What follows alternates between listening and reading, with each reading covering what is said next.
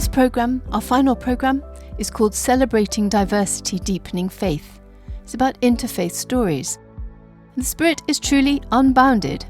Here, Elizabeth Harris, with a lifelong experience of understanding and living out Buddhist-Christian relations, shares why believing one's own religion to be the only valid and valuable religion may actually be harmful to our religious life. Kerry Scarlett, Vice President of the UK Methodist Conference, uses the theme Hidden Treasure to illustrate why we as people of faith need to share our stories. And then we drop in on old friends Sister Margaret Shepherd and Rabbi Alexandra Wright as they discuss the need to know each other's central narrative. Finally, Catholic Passionist priest Nicholas Postlethwaite talks about his lifelong ministry among the oldest black community in the UK.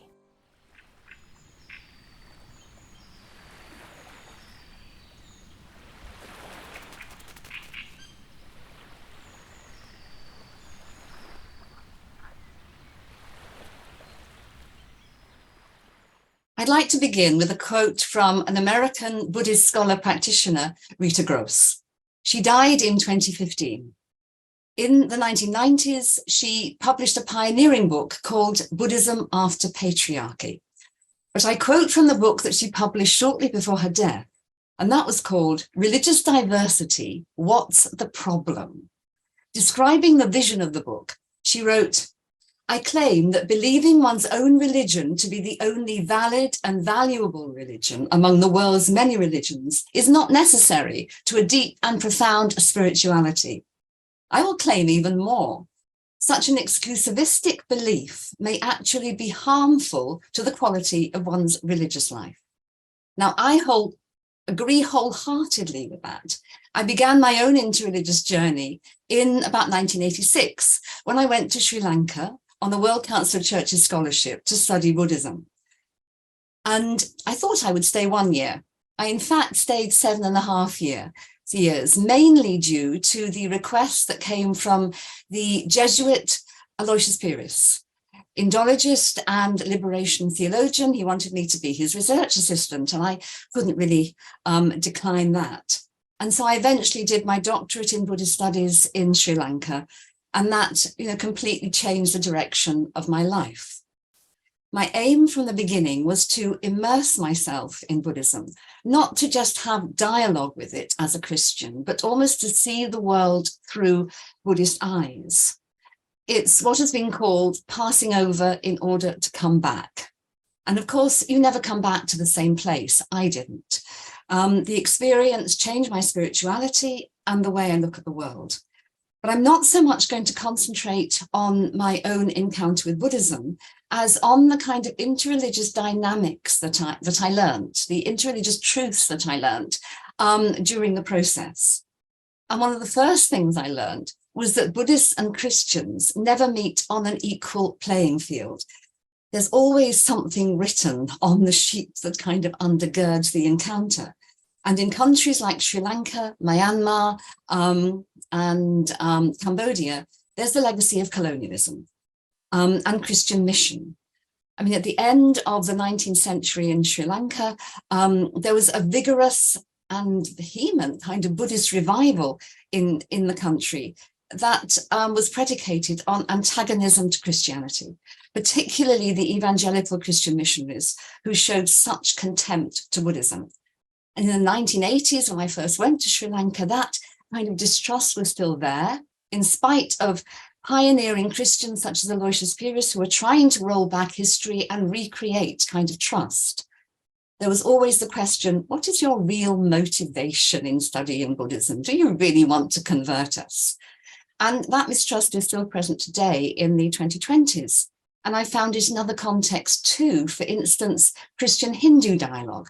The legacy of colonialism in India and the current actions of evangelical Christian missionaries makes it very difficult for some Hindus to accept that Christians may want to learn from Hinduism or to have respectful dialogue. But I think things are moving on. Certainly in terms of Christian attitudes and what is happening on the ground throughout the world when Christians and people of other religions come together with a common commitment to empowering the poor. And I'd like to use, to illustrate this, a concept that comes from the writings of Aloysius Pyrrhus, symbiosis, and he interprets it in a particular way. When people from different religions come together out of a shared commitment to justice or to compassionate action, and the word compassion is more kind of suitable to Buddhist Christian dialogue, then they can help each other to see what is truly liberating in their own tradition. In other words, Buddhists can help Christians see things that they hadn't seen before in their own traditions, and Christians can help Buddhists see new sides to their own religious practices. A mutual learning kind of happens with the purpose of effective action. So Rita Gross in Buddhism After Patriarchy called for Buddhists to learn from the prophetic voice within Judaism, Christianity, and feminism in the struggle to challenge patriarchy. Her argument was that Buddhism needs and lacked that prophetic voice and must regain it if it is to kind of remake itself in the contemporary world. On the other side, Christians have learned much about the teachings of Buddhism through meditating in Buddhist ways. I mean, there are many stereotypes about meditation. One of the questions I was asked by a Buddhist when I started to meditate in Sri Lanka was, can you levitate yet? Of course, that's not central to Buddhism. Some people think of meditation as kind of making the mind a blank. I mean, more exactly, meditation in Buddhism is directed towards calm and insight into the nature of reality and the nature of our own minds and hearts. It's part of the path of eradicating greed, hatred, and self-centeredness, all of which prevent us from seeing clearly and acting effectively. And I remember interviewing some women at a socially engaged Buddhist ashram in Thailand in the 1990s. I'm going to quote the words of one of them. She was a Buddhist who kind of left Buddhism as a young person to go into social activism, but that was then kind of brought back into it. And she said, coming back to it, I had the opportunity to do meditation, to look inside myself, to learn how to cope with greed, anger, hatred, and ignorance. This has been very helpful in my life for my spiritual development. If women have more spiritual sanctuary, women can gain self-esteem. As activists, we can help them to be more peaceful, not to be just angry, protesting all the time. It would help them to be broader in their ideas, so that they can go further than merely rallying on the street. We will gain more compassion and more calm to deal with the many issues, not just prostitution, but also rape cases and many other injustices in society. Okay, end of quote. But for her, meditation was essential to her social activism.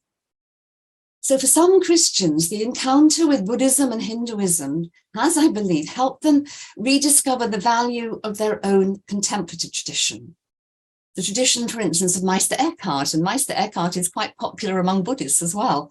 The tradition of Teresa of Avila, St. John of the Cross, Julian of Norwich. The spiritual landscapes in which these contemplatives moved have a similar structure to those within Buddhist meditation.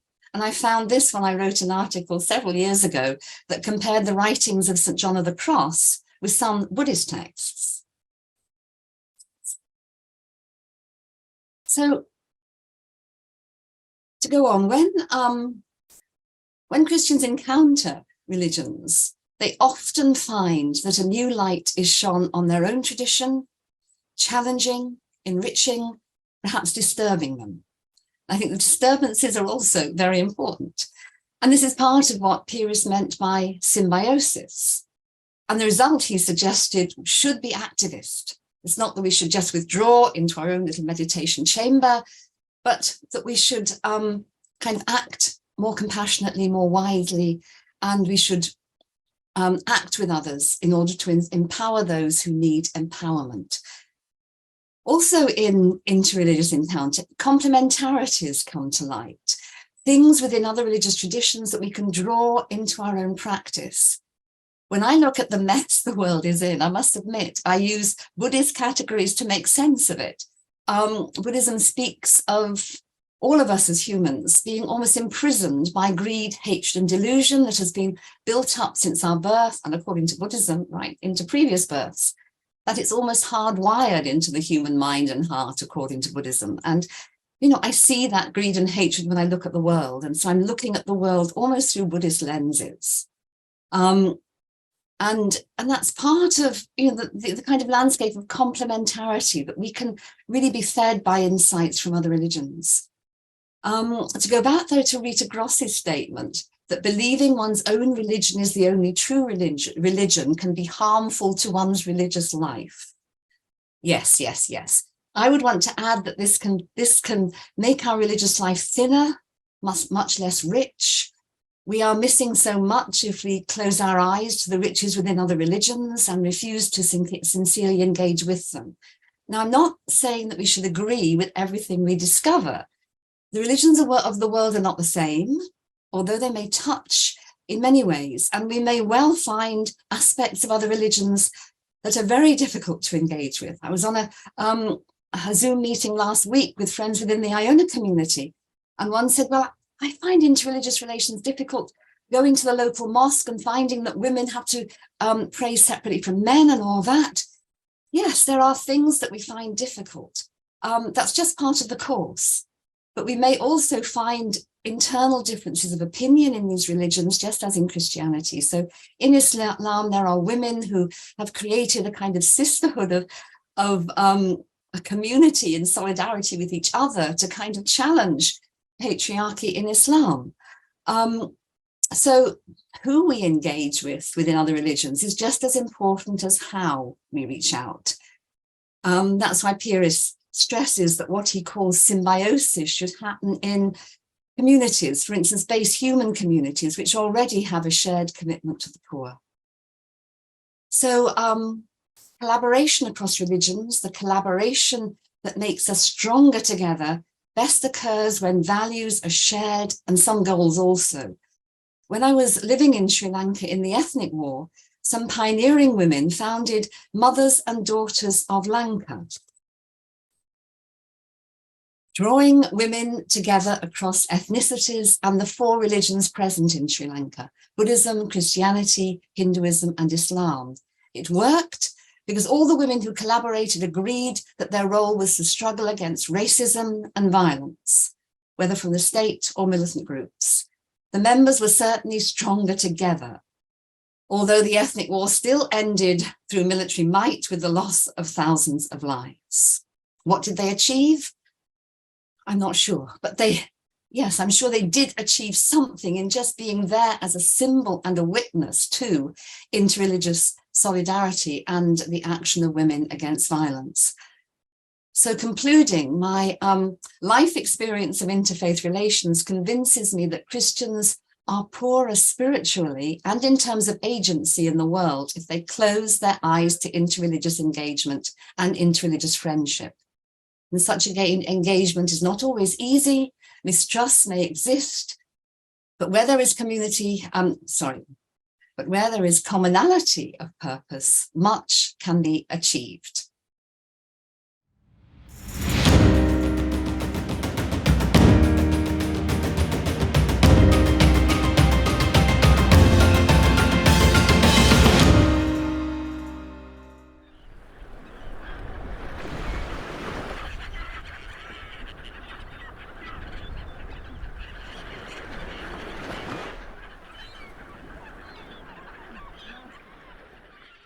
I'm so grateful to be invited to share some reflections with you. This is an invitation to treasure.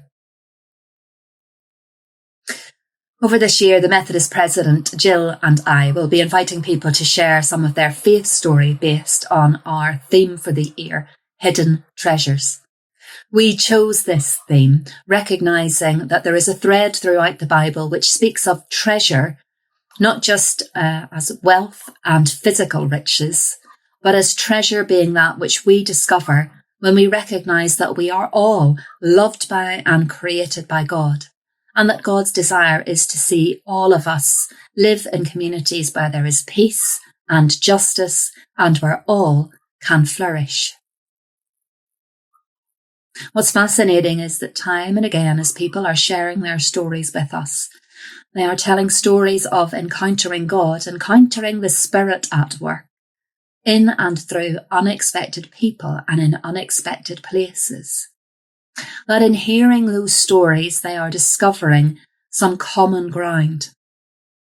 Often it's a shared sadness, even anger, at the injustice and marginalisation that they see in the world around them. A shared desire to work together for the common good.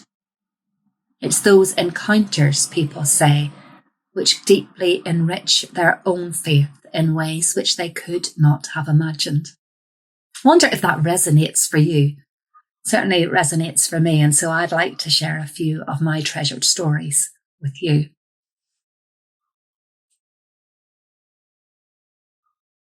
I grew up in Belfast in Northern Ireland. I didn't grow up a Methodist. I grew up when going to church sporadically, mostly to keep my grandparents happy. I came to be an ordained Methodist deacon is a long story, longer than we have time for in this short video. But let's just say that I came into the Methodist Church knowing very little of its history. And I stayed because the stories that I discovered resonated deeply within me. In the recent Methodist Church Walking with Micah report, in which we explore what it means to be a justice-seeking church for today, we describe the story of Methodism as having a golden thread which runs throughout it. A story which is not without flaws or challenges or injustices which we ourselves have perpetuated, but which we need to understand to enrich our own story today. It's a story of a movement built amongst local contextual leaders through deep relationality and sharing, deep accountability, a belief that social justice and evangelism go hand in hand as what it means to be called to share the good news, a belief that we're called to challenge the systems and structures which perpetuate injustice and marginalisation. We particularly treasure the stories of the Tolpuddle martyrs, of the Durham miners, of people, leaders like Sybil Phoenix, who fought for racial justice in the 50s, 60s and 70s. We are proud that those stories are part of our heritage. As an ordained Methodist deacon, I am called to a ministry of prayer, witness and service. I am part of a dispersed religious order, the Methodist Diaconal Order. My call is to bring the concerns of the world and the community back into the local church, to try and make sure that the stories that we hear outside of the walls of church impact and influence who we are when we gather together for worship and prayer and shared discernment about what God is calling us to next. Here are some of the moments which have profoundly shaped and changed my faith story. In 2012, having worked for several years to help develop the West Midlands anti-slavery network of practitioners, we recognised that there was very little ongoing support for adult survivors of modern slavery in England at that time. I co-founded the Adavu project, which supports adult survivors. Many of them are people of faith, Christian and Muslim in particular, and their faith stories are deeply powerful and deeply challenging. For many of them speak of encounters with God or Allah, which are deeply personal, deeply life-changing, which sustained them through times of deep trauma and indeed danger, but which they feel they cannot share with their own faith leaders for fear of misunderstanding. The survivors themselves shape and continue to shape the work of Adavu. Their lived experience and wisdom is honoured rather than imposing our solutions and what we think will work to bring about justice. I heard similar stories when I was involved in the leadership and for a year as pastor of a new Methodist community called Inclusive Gathering Birmingham.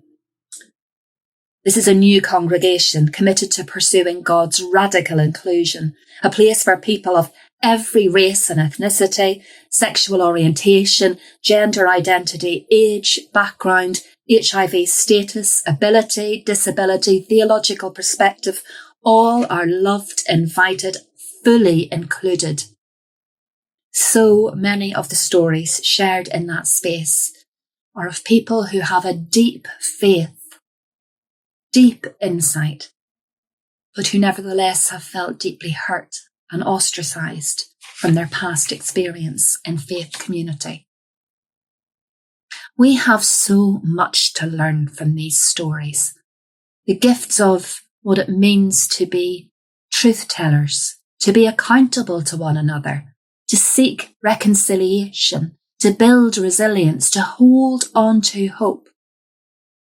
That's not to say, of course, that we should place the burden of doing that difficult work on those of us who are survivors, but rather it's a reminder that as with the way treasure is understood in the Bible, we de-center our own perspective and privilege. We are called to commit to journeying with and alongside people, unexpected people, in unexpected places, but particularly those who have experienced loss, exile, marginalisation, and in and through journeying alongside people, to discover again for ourselves what it really means to be known by, loved by, called by God. In the stories and experiences that we share, the treasure may bring us joy, but it will also bring us challenge. Sometimes in church communities, we are used to being the ones who speak out for others. Instead, I think what we are called to do is to humble ourselves, to walk humbly with God, to listen and learn from the treasured stories of others, to work alongside and with, not to or for. And that is quite a culture shift. To remember that our treasures are in the churches and communities where we share stories and seek justice and transformation together. We need, as people of faith, to rediscover, to seek to understand our stories and our treasure, to share them with honesty, to seek understanding as how we hold together the reality and challenge of becoming people who can be honest about the world as it is, but who together can speak and act with hope and clarity about the world as it should and could be.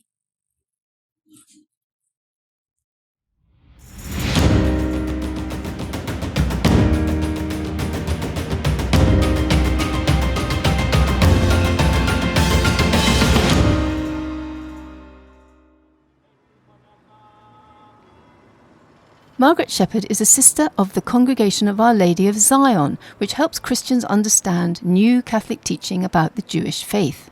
She met Alexandra Wright at rabbi school. It turned out that Alexandra had been educated at a Christian school. Hello, this is Margaret Shepherd. I'm a sister of the Congregation of Our Lady of Zion. And I'm Alexandra Wright. I'm the senior rabbi of the Liberal Jewish Synagogue in London. Some of you may have heard of my congregation. It's a bit special, I think, because its main work in the Catholic Church is that of dialogue principally between Jews and Christians. And I feel very fortunate to have been a sister of Zion for so very many years now, because it has brought me into contact with, and most especially with, friendship with so many Jewish friends like Alex, and given me the opportunity to be involved with the Jewish community in this work of dialogue, and with my own fellow Christians to help them understand the new teaching of the Church with regard to the Jewish people. And I've had the privilege of working at one of our centres around the congregation, which is international, working at our London centre.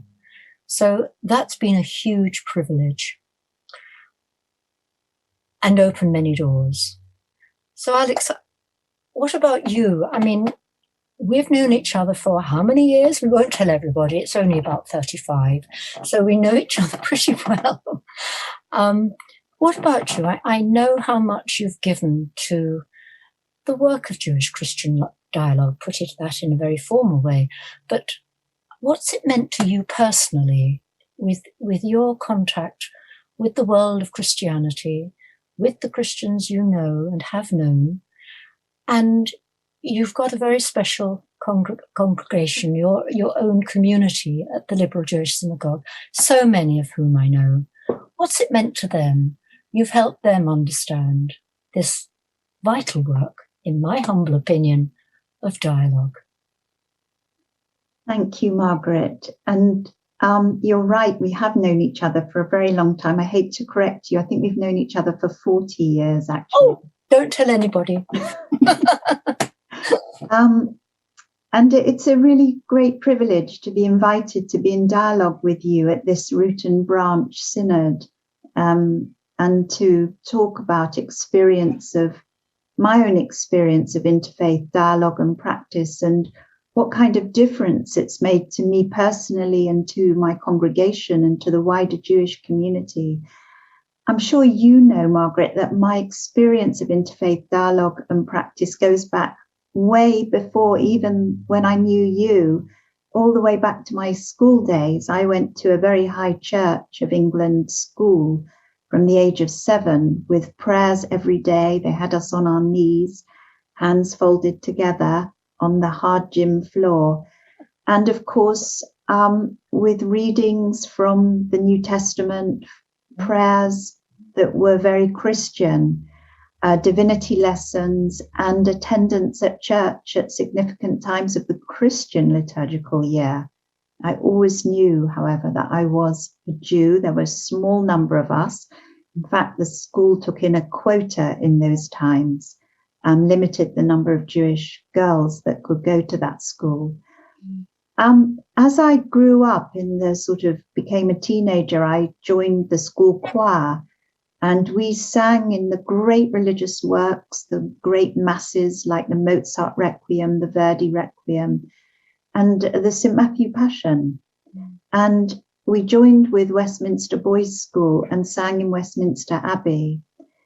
And again, there's always that sort of sense of knowing that in some way your story is a different one from the Christian story. And yet I was always very moved by the Christian story through learning it through the music and through the words of the masses and the Passion of Christ. It set me down on the road towards the kind of dialogue that you and I have engaged in, and that I've done for the last 35, 40 years.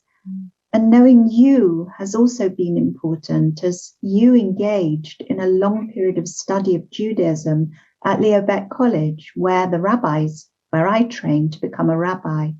And you opened so many different opportunities for me. In the beginning, I think we were both perhaps talking about rabbinic figures, Jewish people, generally educating the Jewish world about Jewish observance, history, belief. But more recently, through scriptural reasoning and my involvement in the creation and publication of Deep Calls to Deep, a book of essays on the theology of Jewish-Christian dialogue, I think that's shifted the balance. The balance has shifted. It's more of a reciprocal relationship, because Jews also need to learn about the Christian Bible, about what your central narrative is, the Passion of Christ, what that means to you. So there is learning about other faiths, but doing that, I think, has also deepened my own appreciation of Judaism and that of my congregation, because Judaism didn't develop in a vacuum. Both Judaism and Christianity draw on the tradition of the Hebrew Bible. You know that all too well, the Torah, the prophets, the writings. And in a sense, our journey has been a sort of parallel journey in some ways, developed during the first centuries of the Common Era as sister religions, often in competition, rivalry with each other. Our sources both betray hostility and that rivalry, but I think also creativity. You can see in the Passover ritual, Jews still today hold up a piece of unleavened bread, matzah, and recite the words, "This is the bread of affliction our ancestors ate in the land of Egypt." And of course, when you look at the ritual of the Eucharist, you can see an almost parallel ritual there, but interpreted in a completely different way. And once we begin to recognize the common roots of our respective religions, I think we then begin to appreciate our respective religions in a different way, rather than as competitive and hostile rivals.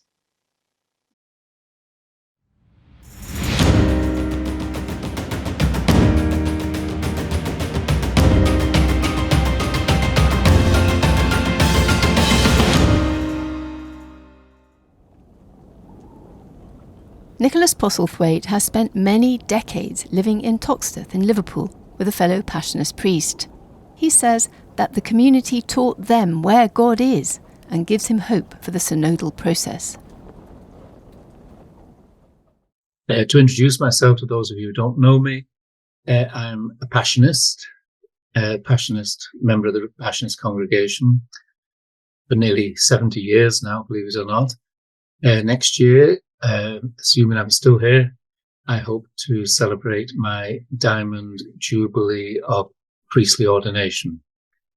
And my personal synodal journey has been one towards declericalization, I suppose. And that's why I feel at home in synodal contexts with people and gatherings such as Root and Branch or Scottish Laity Network, or some of the other organisations and groups that are springing up throughout the church, thank God, in response to the call to help to reshape our church into a synodal model. So this will be autobiographical. It will be sharing some of the lessons I'm still trying to learn along the way. So my starting point was in the late 50s in my teenage years, actually, when I first joined the Passionists. I joined the Passionists because I was inspired by the central spirituality of the Passionists. The focus is we preach Christ crucified, and I thought, well, if you're looking for a motto that will keep you going for the rest of your life, and a mystery to be attempt to sort of understand the mystery of what happened at Calvary when Jesus died and his resurrection, and to be with a group of people who say that would be our main focus, that's what inspired me to join the Passionists. And during my time of training as a student, it was the beginning. I was beginning to hear about this thing called the Vatican Council. I'm that old. It was a new concept, and it only gradually began to dawn on me that this was a much bigger thing than I perhaps originally thought it was. The Vatican Council was a time when gradually, and in different degrees in different places, there was a tremendous energy, a new enthusiasm was launched, and it was in that context that I was enjoying the privilege of my education as a Passionist and in training to become a priest. It was a time when very much the image of let's open windows and let's open doors to let the Holy Spirit in became a catch-call in a very real sense to encourage us to immerse ourselves, as Gaudium and Spes put it, in the griefs and joys of humankind, to reach out in new ways. But I was learning this within the context of a wonderful religious congregation. Now, I was proud of being a Passionist then, even more proud of it today.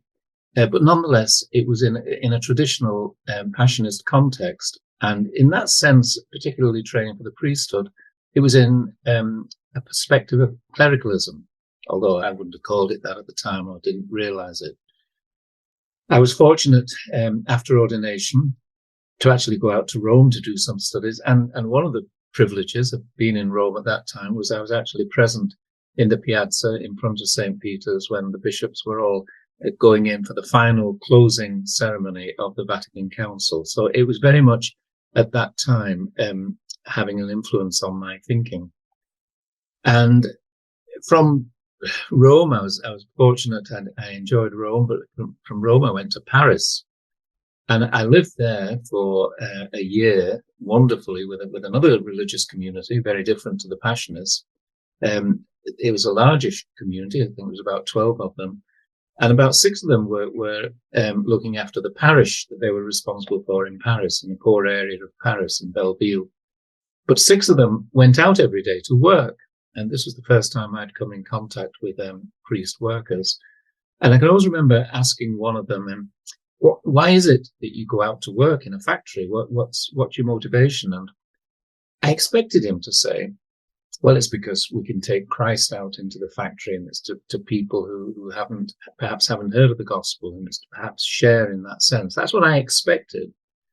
And I was a little, well, to be honest, I was a little shocked and certainly surprised when he answered, well, I go out to actually learn how to declericalize myself. I didn't really understand what he meant by that, but it's always stuck in my mind. And the penny hadn't dropped at that point, what he was getting at. But nonetheless, it was an important moment when I thought I was puzzled by this. Why would a priest, I could see why a priest would go out to evangelize, as I thought, but to declericalize, that was a term that didn't sit easily with me.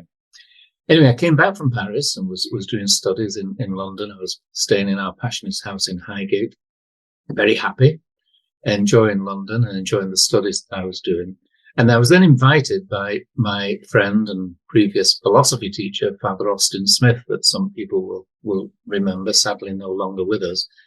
And Austin was dreaming about how do we open those windows? How do we open those doors to reach out in new ways to humanity, to share the griefs and joys of those of people in the world.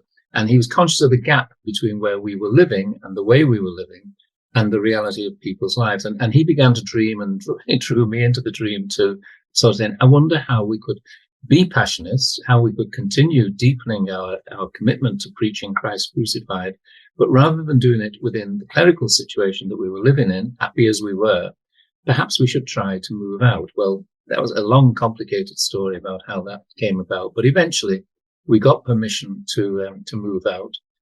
Perhaps that's the wrong word, but to move into a new situation.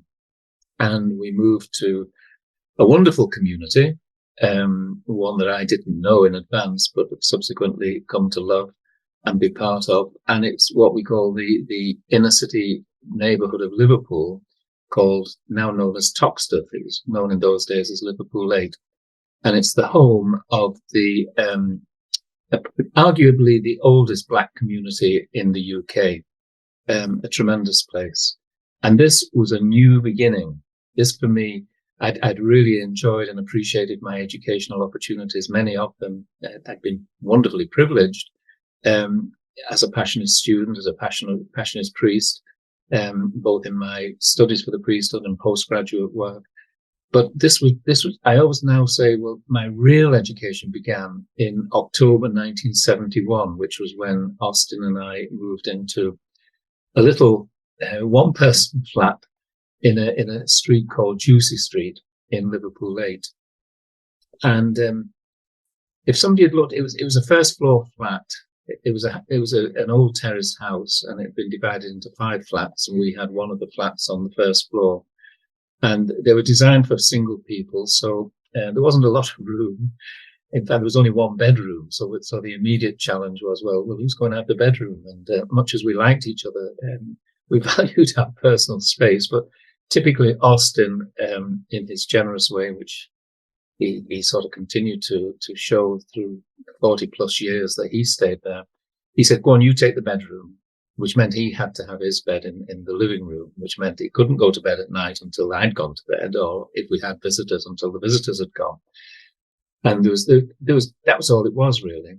So it was a totally new experience for us.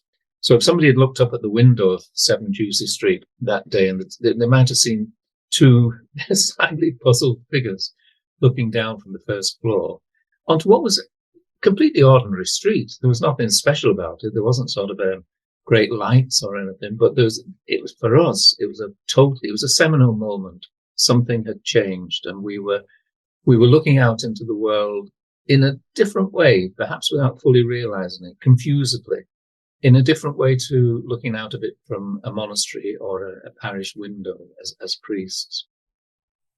So that was our beginning. The next day, actually, tell you a little incident of the next day, we'd invited some of our Passionist brothers, Passionist priest friends from nearby to come and celebrate a mass with us. It was a new beginning for us. And we had the permission and backing of a confused Passionist province. They weren't quite sure what Austin and I were trying to do, and neither were we.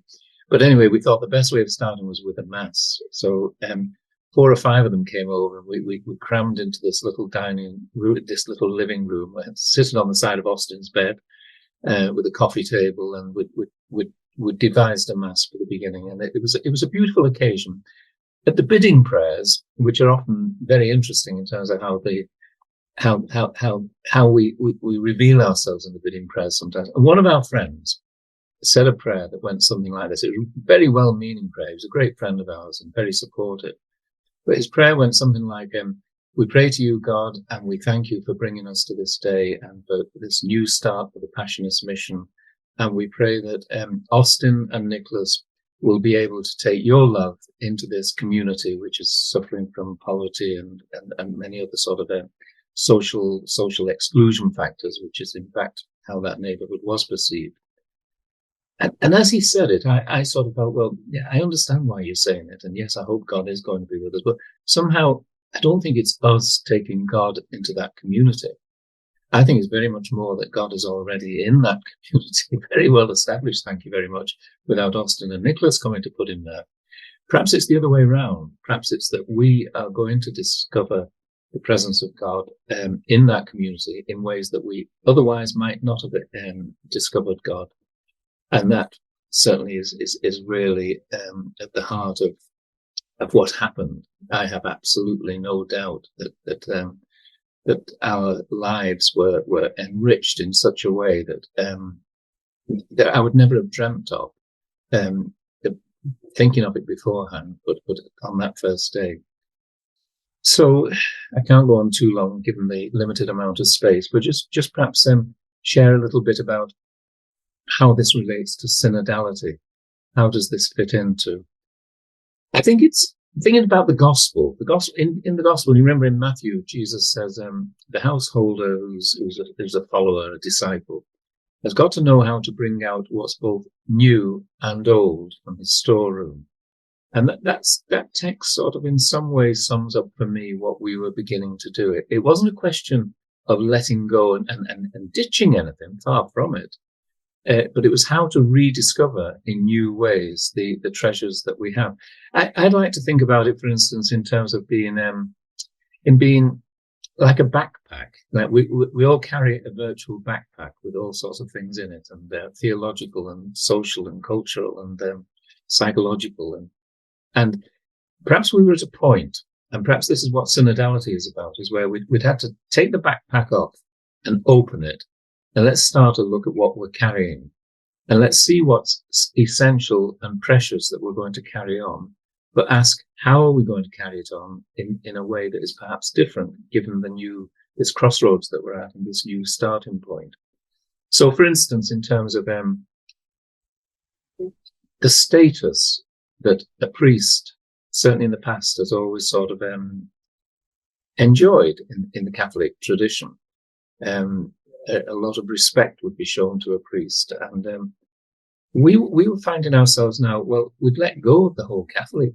We weren't in it exclusively Catholic context. We were meeting people who were struggling in all sorts of ways.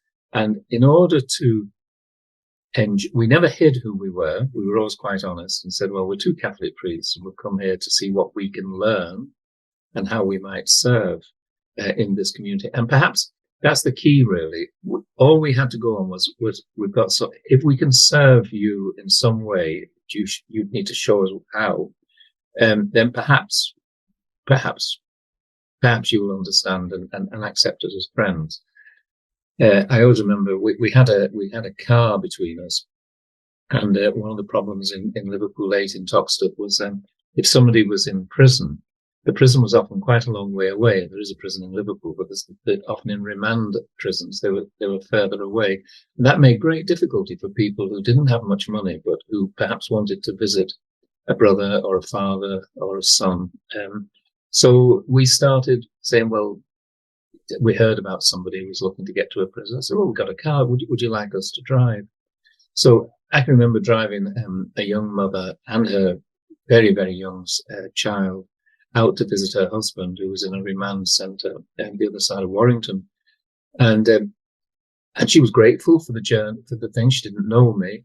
But in going on the journey, we began to talk to one another. And then I'd never visited in a prison before then.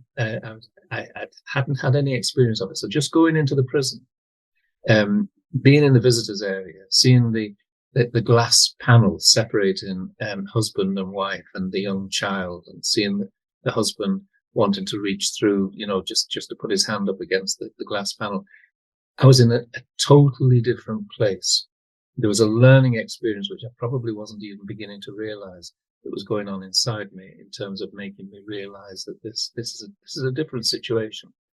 So that was one way that we had to learn a synodality, which is about service, starts off from where the people, you learn to gain the respect, or you try to gain the respect of the people you're with, and you try to serve them. You don't come in with ready-made ideas about what that might be.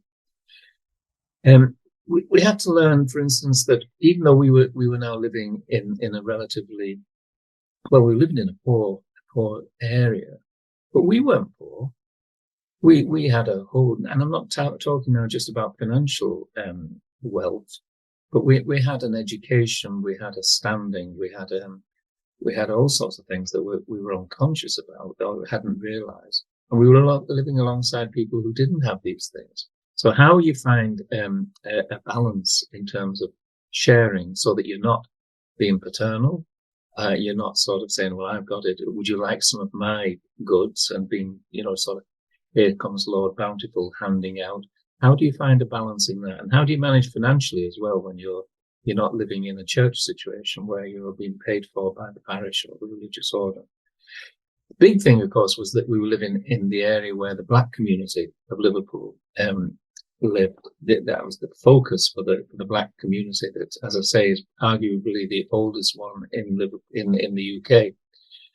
Now, I came from only 20 miles away from Liverpool, a place called Warrington, so relatively close to Liverpool, but I hadn't got a clue about what the reality was as a black person, a black Liverpudlian living in Liverpool. There was a learning curve that I was going to have to go on, which would open my eyes in a way that otherwise I wouldn't have seen. I might have known intellectually what racism was, but it's only when you're actually walking alongside young people who are used to being racially sort of victimized, sometimes by the police, sometimes by very few black people at that time, worked in any of the city centre shops or agencies in the centre of the city. It was very much a ghetto. So there was a whole learning thing there that I had to go on. And it's sort of emphasizing the fact that if synodality means anything, it's got to mean that we are learning alongside, as the Vatican Council tried to encourage us, go out and live alongside and in the culture of the people that you're with. I'm conscious that I've not got a lot of time. I've probably already exceeded what was expected of me in this, but just one other point. As we were living in this, and as our experience grew, another challenge was, how do we translate this back to our own province, to our own Passionist brothers and sisters? How do we translate it back within the wider church? Because we were beginning to experience life in a new way, and finding the language to make the transition back was a challenge, always has been a challenge. So that, again, synodality means learning a new language at times in terms of how we communicate the facts of what we're actually sharing. I'm conscious I've gone on too long, and I could go on a lot longer, but in the limited time available, I just wanted to share with you where I've come from in terms of my synodal journey. Just a couple of things about our wonderful Pope. As I'm recording this, I think he's still in Portugal for the World Youth Day, and I did hear that one of his typical asides when he was traveling there with the journalists, and one of the journalists said to Pope Francis, "Don't you think it's about time we had a third Vatican Council?" And allegedly, the Pope replied, "Well, once we've implemented the second Vatican Council, then perhaps we'll start thinking about another one." In other words, the point Pope Francis is making is that there were wonderful things said in the Vatican Council, the Second Vatican Council, but whether we've implemented those things, whether we are yet accepted them into the mainstream of where we are as a church, is perhaps a key question. Another of Pope Francis' stories that I love, which you probably heard, is I think it was during the conclave before he was elected, and apparently he told this story. He says, "Do we hear?" He asked a rhetorical question. "Do we hear someone knocking at the church door?" And a dramatic pause, and then presumably he answered his own question. He says, "Well, if we do, perhaps it's Jesus. There's Jesus knocking from inside the church, asking us to open the door to let him out to continue his life and his work and his journeys in the world in which we live." It's again showing the way that the Pope, and I believe the Vatican Council, and I believe that the synodality movement is opening us up to. And a third and final quote from Pope Francis. I mean, he's said somewhere he believes that we're not living in an era of change. He suggests, and I personally think he's right, that we're moving into a totally new era. It's as big as that. And I think that the synodal movement is a response prompted by the Holy Spirit, encouraged by Pope Francis, and encouraged by groups like Root and Branch and Scottish Laity Network and all the other groups that are supporting it. It's a movement to sort of implement what was said at the Second Vatican Council. And it takes a long time, both personally, I've been sharing my 50 plus years journey. I'm still very much on the way, still got an awful lot to learn. But it's institutionally, it's a long journey too. And that doesn't take away the urgency of what we've got to do, but it also requires us to be patient as we learn to look at our backpacks, personal and institutional, and say, what are we taking out that is new to enhance what is precious and what is old? One last quote from my friend Father Austin, which some of you will have heard me say before. He was a great one for sayings. And he says there are two key roles two key qualities in human life that we need to learn to combine. He said that one of them is being an undertaker, learning how to lay to rest something that's come to a natural end with respect, thanking, being grateful for what it's given. And the other role is being a midwife, looking for where new life is coming and being ready to help and support it and nurture it. So we've got a long way to go. It's urgent, but we've got to be patient. We've got to keep on going. And I'd like to just say thank you for listening, and sorry for being so autobiographical, but I hope it's perhaps encouraged you on your continuing journey.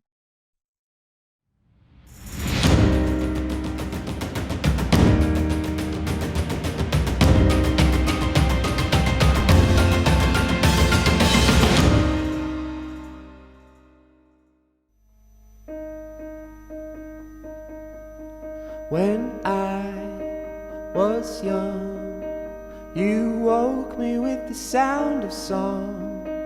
The wind and rhythm drew me along. I echoed in the hymn of the dawn. I turned and turned, this dance that all the planets learn, in circles round the stars as they burn.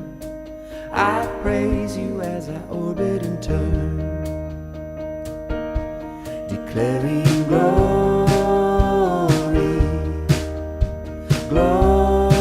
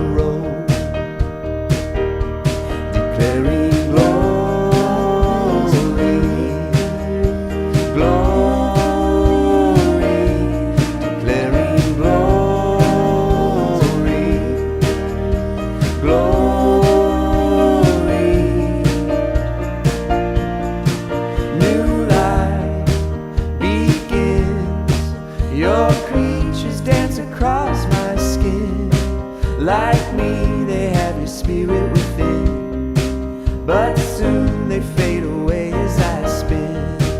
They fall to dust and dress me in decay and rust. Their secrets buried deep in my crust. I praise you in the layers of dust, declaring